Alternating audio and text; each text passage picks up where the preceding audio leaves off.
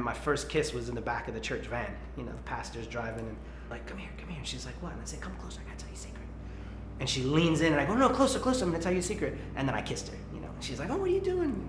So we break up like little kids do. But we kind of stayed in and around each other's lives, some 12 years later. Jenny, who's my now wife, I just said to her, I said, hey, listen, I've always had a thing for you ever since we were little kids, but I have to be honest with you, like the person you probably think I am from how you met me in church and, the camp and all that kind of stuff, that's just not who I am right now. This is when I was growing up, I was involved in a really bad car accident when I was 15 years old. And then, I'd also, I suffered some abuse as a child. And so I just lost myself and just stopped going to church. Early on in our relationship, probably not even 2 months, I found myself in a really challenging situation, and I ended up in jail. I got my one phone call. I was certain once I made that phone call, that'd be the end of our relationship. She said, no, I'm not mad at you, I'm just really disappointed. That was it. That night I fell on my face and I just cried out to the Lord and said, God, if you're really there, just help me, Like I've tried to do it my way and it's just not working and I'm just tired and I need something different. And that was it. Jenny came and got me.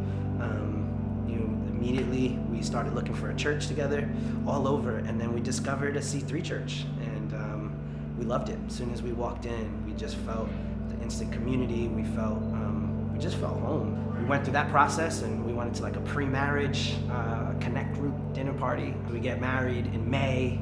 We buy our first house in June, and she's pregnant in July. And we're like, wait, what? So immediately I'm become a father, and that's a really different dynamic, right? I work at an advertising agency, and they say, hey, great news, we want to make you a partner, which is a huge honor. They're like, we want you to move to Toronto, Canada, and open up our agency there.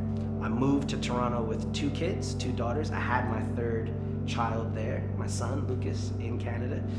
5 years there, we then moved back to New York, 2017. And we thought it was like it. We're gonna prove that you can raise a family in the city and be Christ-centered, and it's gonna be amazing. And it was awesome. And then COVID.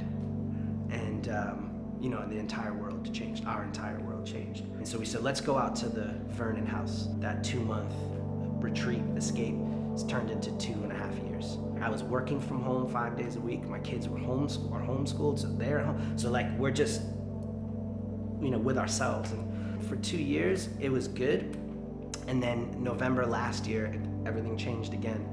The city starts opening back up. We go, hey, we're gonna start coming back into the office. So it was my wife's idea. She says, hey, why don't you just get a small apartment in the city, and you can stay there 1 or 2 nights a week, like drive in, go to work, stay at the apartment, and then come back home. I'd say it was pretty cool for about a month. It got really lonely. I started to feel isolated. I started to feel just detached, being away from my family. That night that I first came to the Lord, I fell on my face and I was just crying and emotional and praying to God.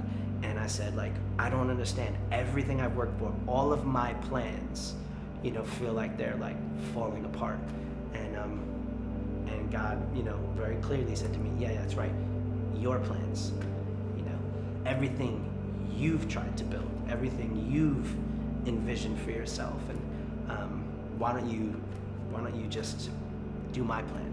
Because you've made the driving force of your life and what you're anchoring around your job. It just hit me like a ton of bricks. That can't be the foundation of this. So we went the next week and looked at a place in Weehawken, New Jersey. So it's like best of both worlds, a chance for my kids to see me, not again in what I say to them and what I'm trying to teach them, but how Jenny and I are prioritizing our lives and what we're choosing to put first. And it's funny saying this because, I'm in my 40s now and I've got 3 kids, and my oldest is a teenager.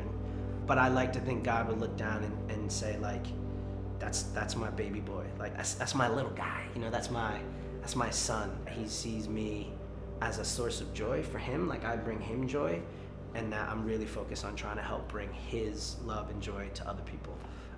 Because I think that's what little kids do. And I hope that I could be that, in the faith and in the kingdom.